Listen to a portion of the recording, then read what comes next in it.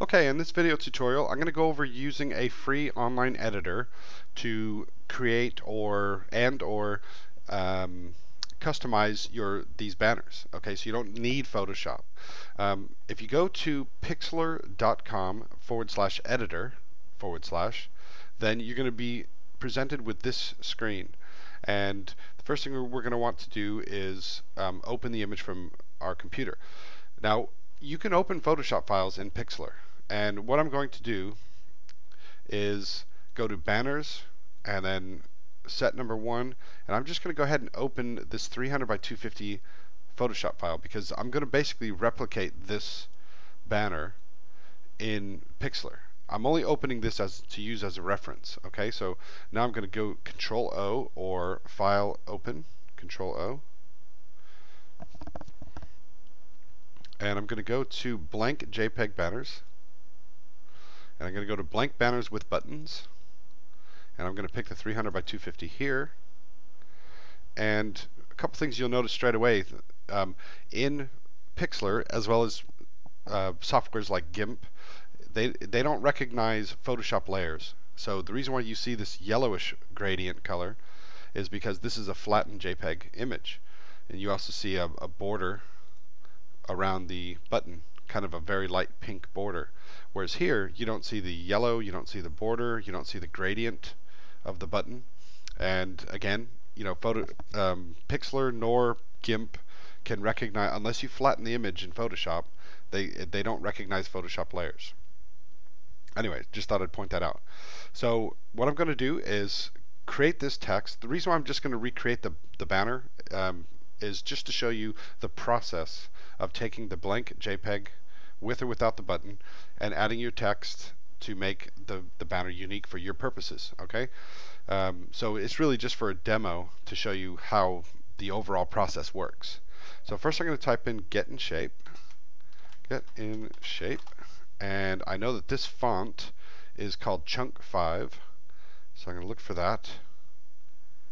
You should have downloaded the all of the fonts and added them to your system.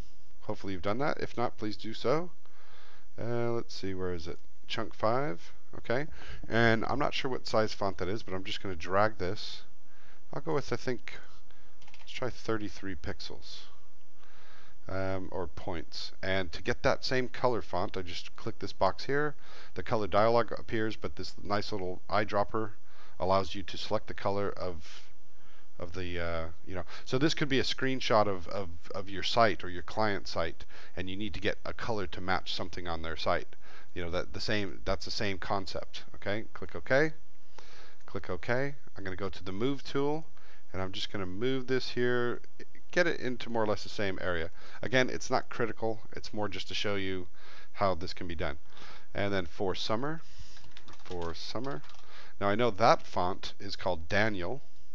So I'm just going to look for Daniel. There we go. And I'm going to bold that and shrink that down to maybe 24 pixels is my guess. Again, pick the color box and see if I can select that dark burgundy-ish color. I'm going to copy that because I'm going to need that color later. So I'll click OK. I'll click OK and just go to a notepad file real quick and paste that in. All right. Go back to the Move tool and just kind of kind of shift it in place. Now we've got add more info about, okay, so I'm going to type add more info about the great deal you have on offer. Okay, now again, this is a very similar font to Myriad Pro, which is not a commercial free font. So I've found one that is very similar called Vigor. And I'm going to go with, I don't know, maybe 14 pixels, maybe 15 points. I keep saying pixels. I'm not sure if it really matters. And this color, it's going to be hard to pick that color from that little eyedropper tool. So I'm going to pick the color from this button. So I'll move this out of the way so you can see, and go with like maybe a slightly darkish pink color. Okay, that looks fine. You can see it's coming along great. It looks almost identical. Now I'm going to type click here, maybe give it an exclamation point. I'm going to bold that, and I'm going to make that maybe 22 pixels, and I'm going to make that white. Now in order to do that, you can either type FFF, okay, 6 times, or this started here. You can grab this inner ring and just slide it to the very top of that corner. Click OK, click OK. Again, go back to the Move tool, or you can click the V for victory on your keyboard.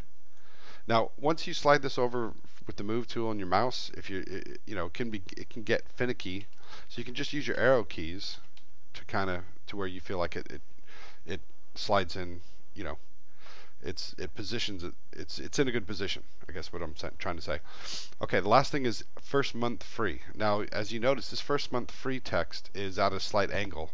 I'm not sure if that's 10 degrees or whatever it is. So first thing I'm going to do is type in, first month free, and I'm going to probably go with 14 points, make it bold.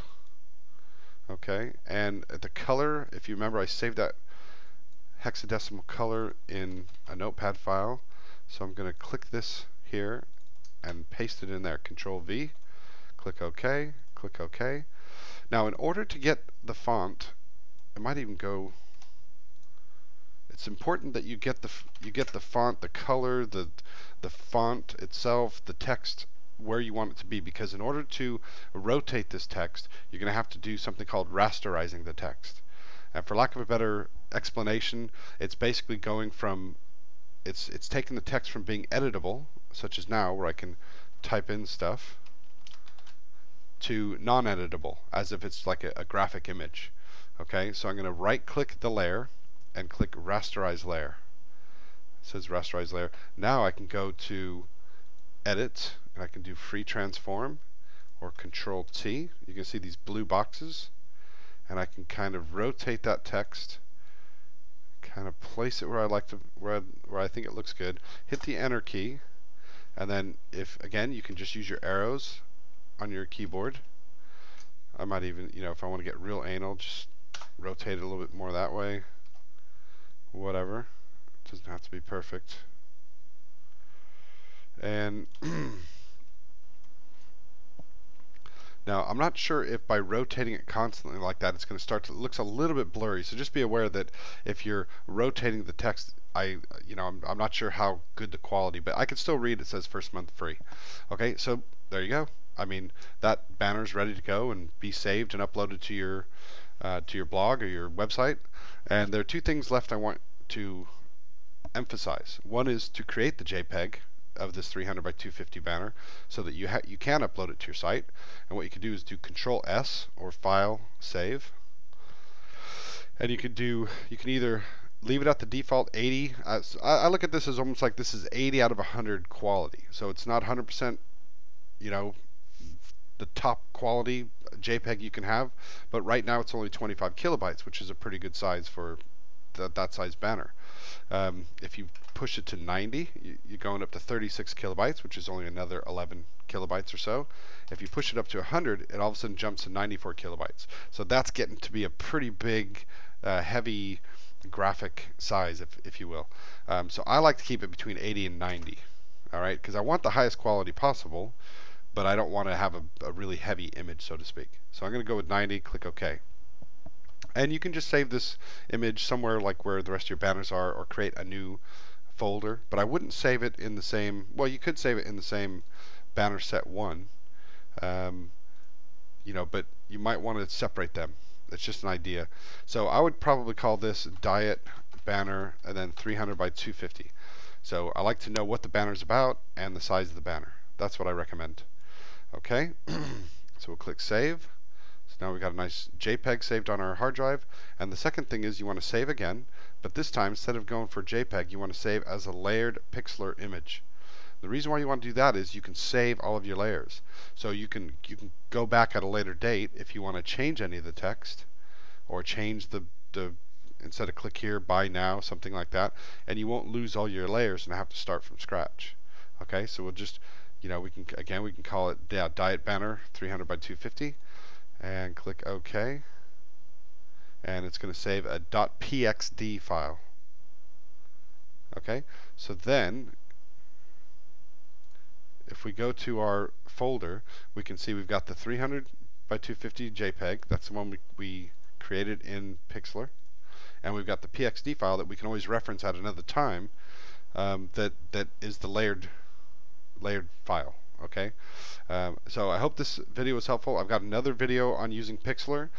Check that one out if you haven't already, and I'll see you in the next video. Thanks.